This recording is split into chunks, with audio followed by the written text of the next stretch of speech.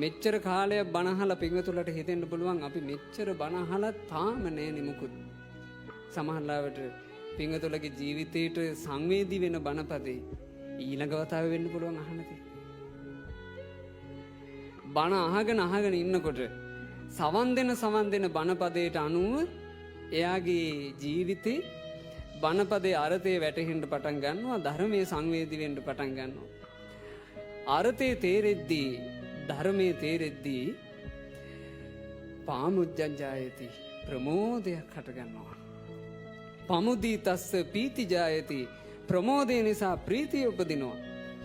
පීති මනස්ස කායෝ පස්සම්බති ප්‍රීතිය නිසා කයට විශාල සැහැල්ලුවක් දැනෙන්න පටන් ගන්නවා. පස්සද්ද කායෝ සුඛං වේදේති සැහැල්ලු කයින් තව තවත් බණ අහගෙන ඉන්නකොට සැප උපදින්න පටන් ගන්නවා. සුඛිනෝ චිත්තං සමාධියති සැප සහගත සිත තැම්පත් වෙනවා. බලන්න අවුල් විසඳින හැටි.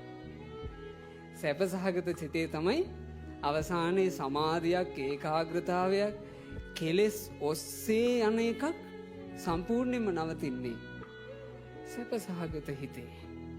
අපි එතන උපදිනකන් අපි නිතර කළ යුත්තේ මොකක්ද? බණ ඇසීම. ඒ නිසා පින්වතුන්ලගේ ජීවිතේ මේ තාක් ප්‍රශ්න තිබ්බ වගේමයි අනාගතේ ප්‍රශ්න හටගනි. මතක තියාගන්න මේ බණ.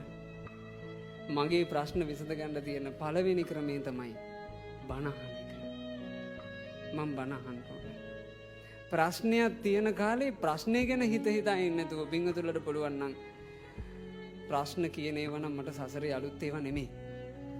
හැබැයි බුදුබණ මට සංසාර ගමනේ කල්ප කාලාන්තරයකින් අහන්න ලැබුණේ බුදුබණමයි මට අලුත් දේ. ඒ නිසා ඉතින් ওই ප්‍රශ්න තියෙන අතරේ මං අහනවා බණ. එහෙම හිතන්න පුළුවන් නම් ඔයාලට නොදැනීම ප්‍රශ්නක් විසඳෙයි. පහසුවකින් ඇති ජීවිතයේ අවුල් ඔක්කොම ටික ටික දුර වෙලා යයි. ඒ නිසා ආසාවෙන් බණ අහන්න.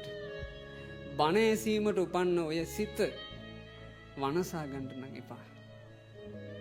බණපද මතක හිටිනවාද නැද්ද කියන එක සමහරු බණ අහන්න ප්‍රශ්නයක් කරගන්නවා. ස්වාමීන් වහන්සේ මං ගොඩාක් බණ අහනවා. අනේ ඒ වුණාට ස්වාමීන් වහන්සේ මට මතක හිටින්නේ චුට්ටයි.